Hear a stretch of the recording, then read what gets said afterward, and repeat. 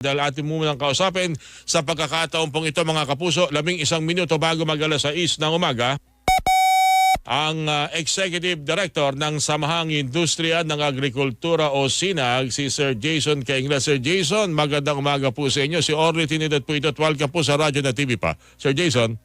Magandang umaga po, Ka-Orly, at sa lahat po ng nakikinig at nanonood ng programa. Tuloy-tuloy po kasi itong ginagawang kampanya ng pamahalaan. Dapat na naman po ito, laban po sa African Swine Fever at kaliwat kanan po mga nakikitang mga checkpoint ng mga otoridad, PNP, Bureau of Animal Industry, Department of Agriculture, para nga po hindi na kumalat pa sa ibang lugar ito pong African Swine Fever. Sa ngayon po ba, ano ho ang sitwasyon? Lalo-talo na yung pangangailangan na dapat tugunan sa supply ng karne ng baboy sa ating bansa, Sir Jason, sa inyo pong monitoring.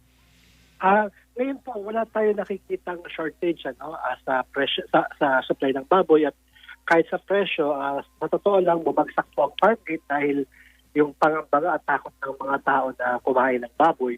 Kaya dapat wala rin pagtaas po sa presyo ng retail, pagkus dapat bahagya siya bumaba ng 20-30 pesos dahil yun po yung binagsak sa farm gate.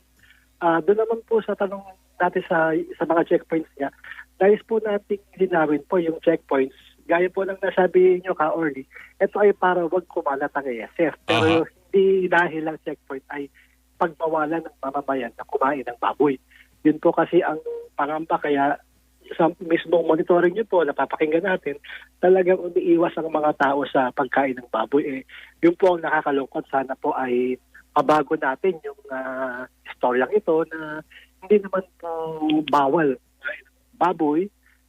Basta po mayroong tatak NMIS, may tatak ng veterinary certificate, wala po dapat problema at ligtas po ang pagkain ng local pork. Ang pangyayari yata kasi, Sir Jason, merong mga report na may nagbabiyahe pa rin.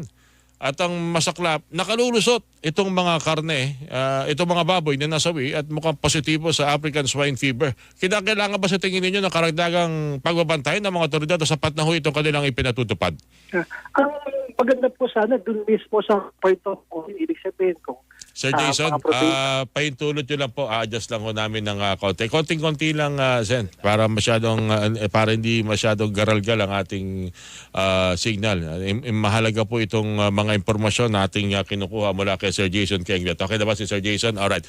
Sir Jason, may binabagit kayo, dapat mula doon mismo sa mga lugar na may kaso, doon dapat nanggagaling ang paghihigpit ng mga otoridad. Tama ba yan? Kasi, ganun po sana kasi napansin natin dahil ang mga checkpoints ay nilagay sa NCR, marami dito sa Quezon City, kaya natakot bigla yung mga tao na parang masama at bawal kumain ng baboy. Yun po ang sana ayaw natin mangyari dahil kawawa po yung mga magbababoy. Talagang binabarat sila ngayon ng mga biyahero, binabatak ang presyo, at kahit po yung mga ating mga maninda sa palengke at kahit yung sa mga karinderya, umiiwas po kumain ng baboy ang mga tao. Meron po bang dapat gawin para naman yung talagang pwedeng ibenta at tangkilikin ay maihatid sa pamilihan? Walang pag-aalinlangan para wala itong ganito na nalulugi ho yung mga retailer. Kaya ako natanong yan, Sir Jason, yung iba ho kasi mga retailer naman, pag medyo nalulugit wala bumibili ng baboy, minamahalan nila yung presyo ng manok at ng baka kahit hindi naman dapat. Oo nga po, na nabalitaan din natin yan. Kaya nga po sana ay magtulungan lahat. Yung usapin po ng baboy, ligtas po siya dahil lahat po ng baboy sa atin, bago lumabas ng farm, may inspection po yan bago ibiyahe sa mga slaughterhouse, yung mga biyahero. Meron po sila certificate of inspection ng NMIS o ng City Veterinary sa mga lugar na pinanggagalingan ng baboy. Yun lang po ang hanapin ng mga mamimili. Makikita naman nila kung yung baboy ay maputla o kaya ay hindi na maganda ang amoy. Malalaman naman po ng ating mga mamimili. Kaya lang po, nauna po yung pagba. Yun po ang sana iniiwasan natin. Kaya nga po mamaya, Ka-Orly, pwede kayong pumunta. Kasama natin si Mayor Joy. Meron tayong isang bunting piging para ipakita po sa mga mamayan na ligtas ang local pork basta meron tayong City Vet certification at merong NMIS seal. Okay. Anong hinihandang lutong karneng baboy kaya, Sir Jason?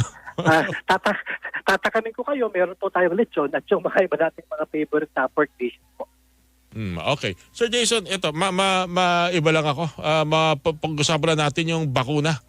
Pero bago yan, yung bang mga nag-aalaga ng baboy at ayaw naman nilang, gusto nilang sumunod ano po, sa panawagan ng gobyerno na i-report para katayin o isilalim sa culling yung kanilang mga alaga baboy. May problema pa ho ba kung pag-uusapan na yung bayad para po sa kada baboy na kakatayin o papatayin dahil positibo sa ASF? Yun po talaga ang naging problema ng mga nakaraang buwan. Pero nangako po ang DA ngayon, tinaas nila yung indemnification, aabot hanggang 12,000 kung inahin at mula 5,000 hanggang 10,000. Depende po sa laki ng baboy. Ito po ay maganda hakbang kasi nga po, sa totoo lang, kaya nang kinakatay ng backyard yung mga baboy dahil wala silang makukuhang indemnification. Kaya po, mabuti nung ibenta sa tingin nila kahit may sakit kasi pag ni-report nila wala po sila makukuha. Sino ba kasi ang kumukuha ng report at nagdidesisyon kung kakatayin ng baboy? Mga local agricultural officers po ba ng DA, Sir Jason? Opo, yung mga provincial kasi po ang DA Provincial agriculturist.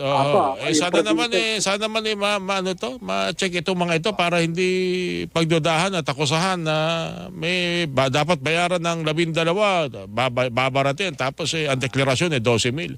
Sana hindi opo, naman ganun. No? Yun po talaga yung nangyayari. Tsaka nangyayari po talaga ng mga nakaraang buwan kahit nakaraang taon.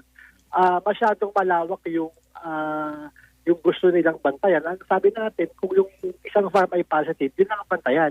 Yung kabilang farm na negative naman, hayaang maibenta, makabiyahe. Kasi po, habang tumatagal, talagang mahahaway kung hindi natin papayagang lumabas o maibenta. Basta po negative yung farm, okay lang pong ibenta na. Yung positive yung farm, dun na po talaga dapat mag-concentrate para hindi po marami ang malugi o talagang tamaan itong sakripisyo na dinadanas ngayon ng ating mga pagbababoy.